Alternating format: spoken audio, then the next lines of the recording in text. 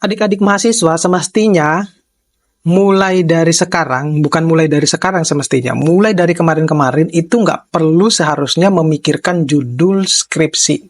Kenapa demikian? Mau tahu jawabannya seperti apa? Tetap stay tune di channel saya, kita bahas ini lebih dalam.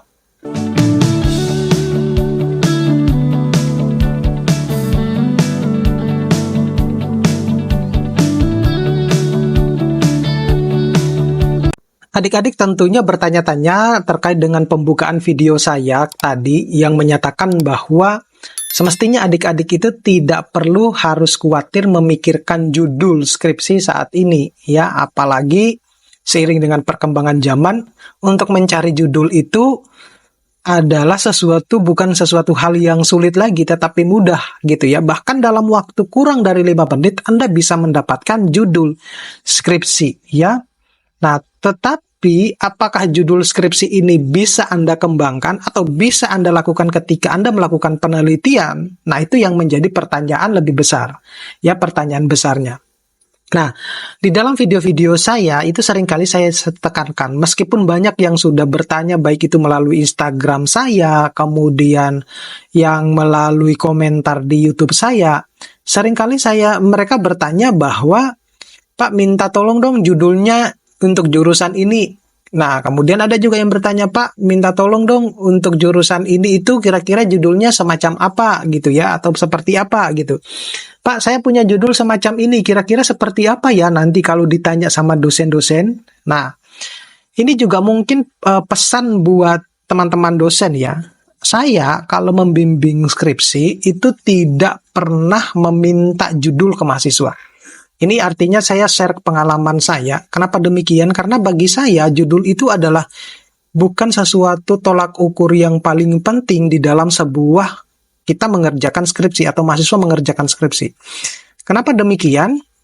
Karena seringkali judul itu bahkan diganti oleh dosen penguji ketika mahasiswa sudah berada pada posisi sidang skripsi ataupun sidang proposal semacam itu. Nah, oleh karena itu, hal yang paling penting bagi saya itu sebenarnya, ini mahasiswa juga harus mencatat, itu adalah apa yang harus dilakukan oleh mahasiswa dulu, gitu ya.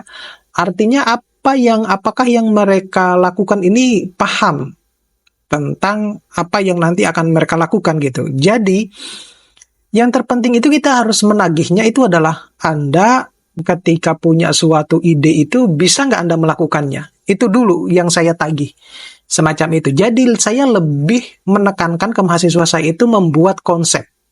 Anda punya judul apa, punya ide semacam apa, tuangkan di dalam tulisan. Kalau Anda tidak bisa menuangkan di dalam tulisan, coba Anda tuangkan secara langsung di dalam dengan dosen pembimbing saudara. Nah, semacam itu.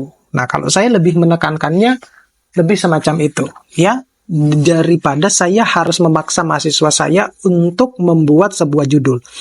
Nah, terkait dengan perkembangan zaman saat ini, kalau mahasiswa masih bertanya-tanya bahwa, Pak, saya belum ada judulnya, saya punya judul semacam ini, pertanyaannya semacam apa nanti, atau kalau saya judulnya di jurusan ini itu seperti apa. Saya kasih tips ya, meskipun ini adalah bukan merupakan sesuatu hal yang saya tidak yakin kalau Anda bisa melakukannya setelah Anda mendapatkan judul ya. Tentunya Anda tahu ya yang namanya ChatGPT gitu kan, ataupun Artificial Intelligence yang lain, AI, teknologi AI yang lain. Nah, ketika Anda meminta clue bahwa tolong dong buatkan saya 10 judul di jurusan ini yang paling menarik, maka akan keluar tuh. Nah, cuma pertanyaannya adalah ketika Anda sudah mendapatkan judul itu, Anda bisa nggak melakukannya? Itu, gitu. Jadi, sekali lagi saya tekankan bahwa untuk membuat judul itu bukan sesuatu hal yang sulit lagi, gitu ya.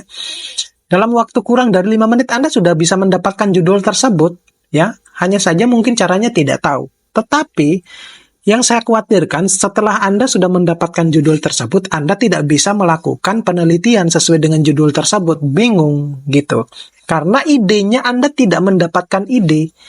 dari situ. Tetapi kalau misalnya judul itu dilahirkan dari sebuah konsep yang Anda tuangkan misalnya di dalam tulisan atau bercerita langsung ke dosen pembimbingnya, nah itu Anda pasti akan bisa melakukannya.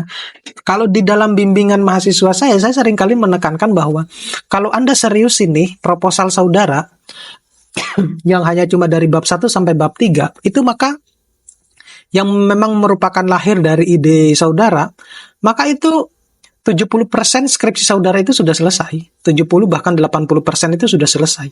Anda hanya tinggal meneruskan penelitian, menulis hasil dan pembahasan, kemudian pada laporan skripsi Anda tinggal merubah dari yang tadinya proposal menjadi laporan akhir atau skripsi. Itu doang. Semacam itu. Oleh karena itu saya lebih sekali menekankan kepada mahasiswa saya itu sejak awal mereka harus sudah bekerja keras, terutama menyelesaikan proposalnya, karena kalau misalnya Anda tidak biar nanti di skripsinya itu hanya tinggal fokus kepada riset dan juga membuat laporan, tidak terlalu memikirkan yang bab 1 sampai bab 3 karena sudah selesai gitu ya. Bisa kita katakan sudah selesai. Ya udah, Anda harus fight lebih awal biar nanti bisa dikatakan bahwa proposal saudara atau skripsi saudara itu sudah 70 sampai 80% selesai gitu. Nah, oleh karena itu sekali lagi saya tekankan adik-adik buat mahasiswa ya, mungkin juga bagi teman-teman dosen kalau misalnya melihat video ini, coba kita sekarang merubah pola pikir kita ya, gaya kita membimbing ya. Artinya yang lebih ditekankan itu adalah lebih kepada konsepnya ya, lebih kepada konsepnya. Mahasiswa itu sebenarnya tertekan juga ketika pada suatu titik atau pada suatu kondisi itu adalah dosen-dosen menagihnya judul gitu. Ya pada sebenarnya tidak ada salahnya juga. Kenapa demikian? Karena Anda kan belajar di sebuah universitas itu sudah sekian semester gitu. Jadi dengan pemahaman dalam beberapa tahun atau beberapa semester itu diharapkan Anda bisa mendapatkan ilmuwan yang terkait dengan bidang saudara sehingga Anda bisa mendapatkan ide dari situ. Ya, tetapi banyak kenyataannya di lapangan bahwa mahasiswa itu seringkali kebingungan dengan ide-ide atau judul-judul yang mereka inginkan. Karena mungkin mereka melihat dari pengalaman-pengalaman sebelumnya yang seringkali kakak-kakak kelasnya itu mengalami kebuntuan atau bahkan penolakan dari dosen pembimbing yang pada akhirnya membuat sedikit trauma ya kepada mahasiswa terkait dengan judul skripsi tersebut. Oleh karena itu mungkin saya seringkali di dalam video saya yang terkait dengan skripsi itu, kalau bisa Anda cek satu-satu, saya lupa ya karena sudah banyak sekali video saya itu. Saya seringkali menekankan bahwa tolong buat konsep. Ya bahkan di salah satu video saya itu saya sudah mengajarkan kalau kita membuat konsep skripsi itu seperti ini ya. Tolong buat konsepnya dulu, nggak usah mikirin judul.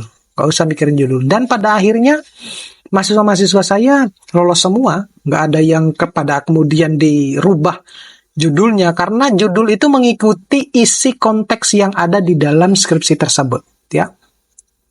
Bukan karena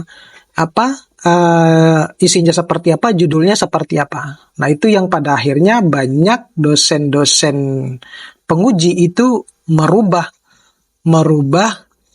judulnya ya biar disesuaikan dengan konteks isi dari skripsi tersebut ya. Oke, mudah-mudahan ini bisa bermanfaat buat adik-adik mahasiswa yang lagi berjuang untuk menyelesaikan skripsinya. Kita ketemu pada video-video berikutnya. Saya akhiri, assalamualaikum warahmatullahi wabarakatuh.